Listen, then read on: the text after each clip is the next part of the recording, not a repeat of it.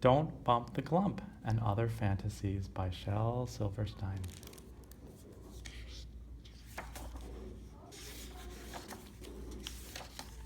For Peggy. Prologue. Now the bears and the bees and the chimpanzees are creatures with which we're familiar.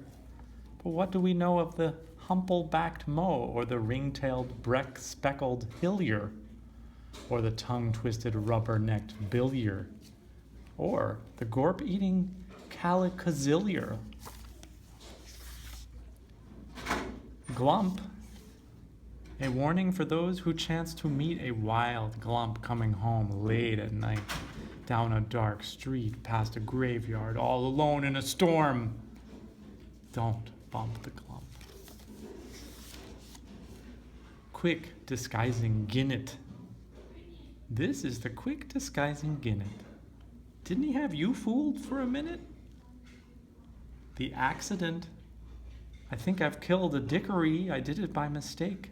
I thought she was a ball, so I bounced her off the wall. I had no idea at all that she might break. The crawfie. That silly fish, the crawfie, has been swimming in my coffee. But now I've drunk it up, and he isn't in the cup, and he's nowhere to be found. Do you think that he is drowned? Underslung Zath. I fear the wrath of the underslung Zath. Will someone else tell him it's time for his bath? Zerbangdralnk. The Zerbangdralnk has just arrived, and it's up to me to announce him. How do you pronounce him?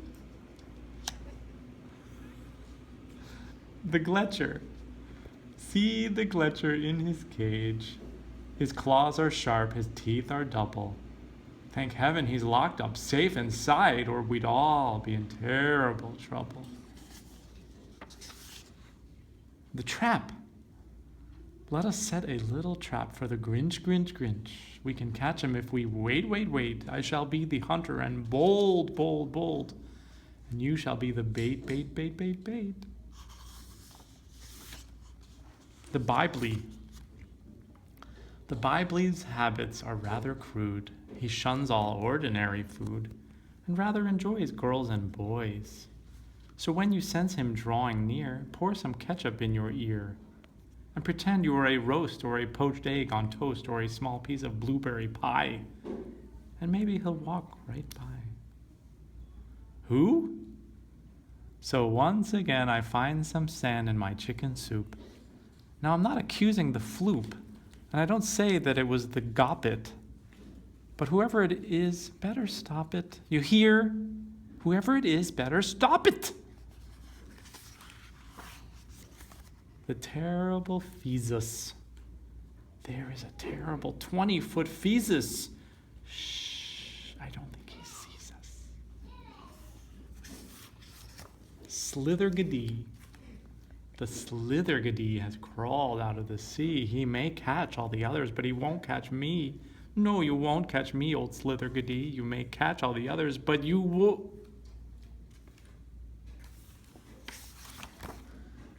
The wild gazite. Late last night, I had a terrible fight with a wild gazite with eyes of white and a 50-foot height, and he gave me a fright when he gave me a bite and then squeezed me so tight. But I fixed him all right. I turned on the light. Pointy-peaked Pavarius. The pointy-peaked Pavarius, a creature most gregarious, who's never taken serious, poor thing. It doesn't matter where he is, he's jeered by persons various who shout out, looky, there he is, then wait for him to sing. Man-eating fullet. This is the tale of the man-eating fullet. Let's not pull it. Something's been eating my mustache again. I think it's the skittering skeep again. It's gotten to me in my sleep again. When the glub-toothed swine comes to my house to dine, you may find me in France or Detroit. or off in Khartoum, or in the spare room of my Uncle Ed's place in Beloit. You may call me in Philly, Racine, or Rabat. You may reach me in Malmo or Gore. You may see me in Paris, and likely as not, you will run into me at the store. You may find me in Hamburg or up in St. Paul, in Kyoto, Kenosha, or Nome. But one thing is sure, if you find me at all, you never shall find me at home. The Geli. See the 28-ton Geli. He'd love for you to scratch his belly. The slurm, the slavery slurm, at the first sign of trouble will squiver and squimmer and bend himself double and wargle his elbow up into his ear and pull in his ankles and just disappear. The flustering fant. Some animals pop from cocoons while others spring up from the clay. I've heard that some drop from balloons or arrive in some other ridiculous way. But the tiny-toed flustering fant, and please don't repeat that I said it, he grows from the stem of the bibulus plant, and the snob never lets you forget it.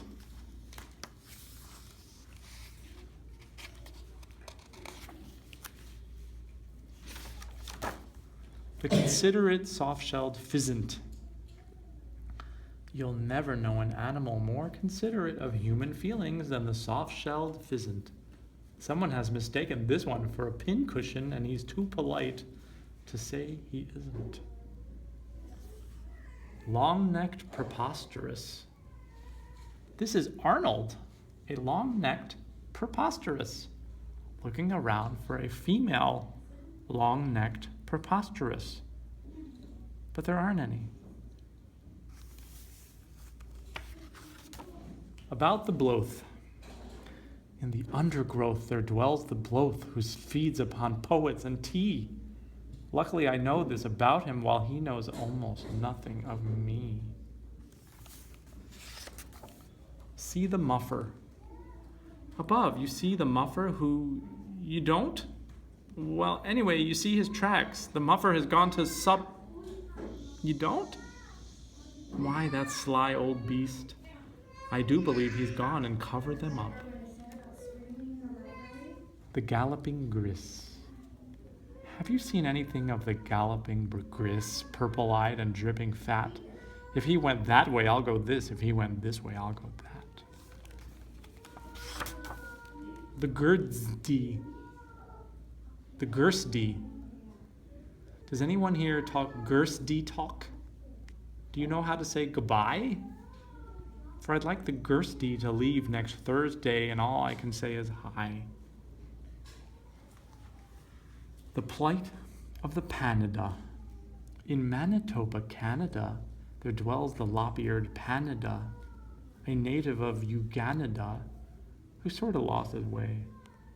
The strangest beast I've ran into, he's tended by a janitor who comes from South Atlanta, GA. One-legged Zantz. Please be kind to the one-legged Zantz. Consider his feelings. Don't ask him to dance. The furless Flatchum. The most contrary beast alive is the furless Flatchum. What do you think of this clever trap that I've invented to catch him? Do not put this collar on. There's a Gretchen in my kitchen. There's a scaver-backed Gretchen who lives in my kitchen and makes his home under the sink. And he lives upon gipes that crawl out of the pipes, and he takes only postum to drink. He's friends with the lubbard who dwells in my cupboard, and often at night after dark, they'll sit on the stove and converse with the scrove and catch a few skinch for a lark. Then they'll call to the blossets who creep from the faucets. They'll sit on the tea kettle's brim, and the slithery scarbage crawl out of the garbage and jump into the soup for a swim. He'll sing with the wispies who live in Rice Krispies and serve them my cheese and sardines. And they call to the Zocks in the old napkin box to come down and play bridge in the beans. Then he may run a race to the silverware case with the gruppy who drinks all my beer, and he'll dance with the moven inside of my oven and whisper sweet sounds in her ear. For the Gretchen's in love with the moven, poor boy, but she loves the black biting smee. Or is it the Jace? Well, in any case, I'm glad you could make it for tea.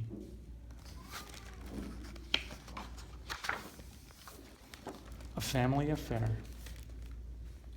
Oh, the bulbulous brole is a beast with a soul and a manner serene and sedate, a model of meekness with only one weakness, and that is for eating his mate. Hi-ho, a masculine need for his mate. Now the white-breasted bird is a delicate bird with a song that is tenderly sung. She's gentle and shy with a matronly eye and a fondness for eating her young. Hi-ho, a motherly love for her young.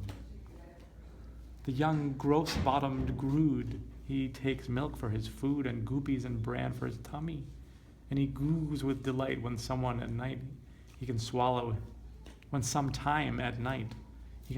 his daddy and mummy. Hi-ho, a filial love fills his tummy. And oh, were you here for the wedding, my dear, and the quiet buffet that ensued, when the bulbulous brole wed the murd, I am told, and produced the young gross-bottomed grood. Hi-ho, a gurgling gross-bottomed grood. G. How to deal with the g.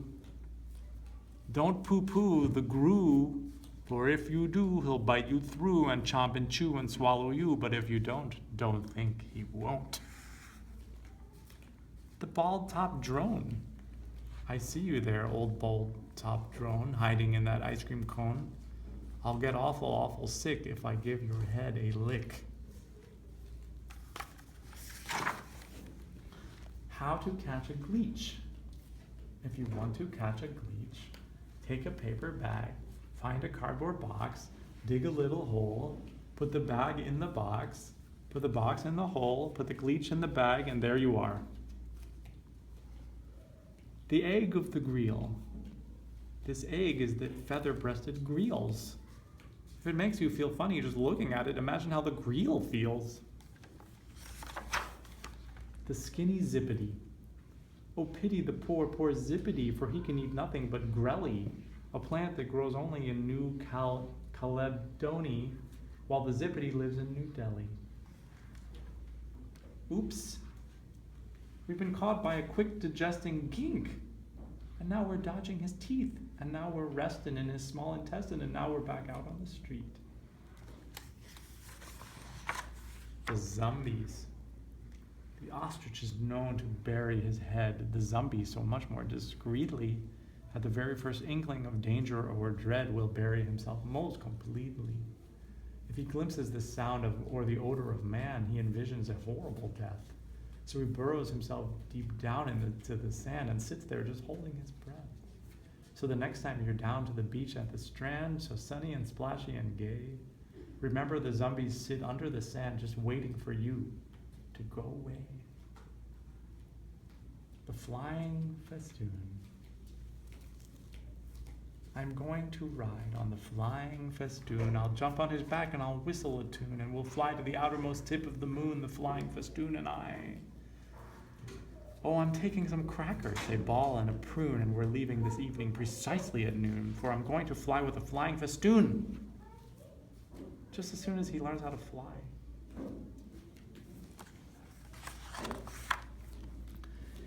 In Waukesha whisk. In Waukesha whisk, you take quite a risk whenever you go to the movies, for there in the dark lurks the double-toed vark and the man-eating scale-faced scoovies. There are gobble-eyed gorks and slimy-tailed borks and hunchlings and broggy-beaked bises and gumboons and grobs and globomabobs and creelsies of various sizes. There are bony-backed bleaks and razor-toothed cleeks and whaleys and glumpaching gorkle. And the shivery shrieks from the gatoring geeks are worse than the snort of the snorkel. Their glumgirds and speam and the grisomy's scream may awaken the foul-tempered fisk and the scale-faced scoobies that dwell in the movies right here in Waukesha whisk. Gumpelgutch. Go over and play with the Gumpelgutch, Tommy.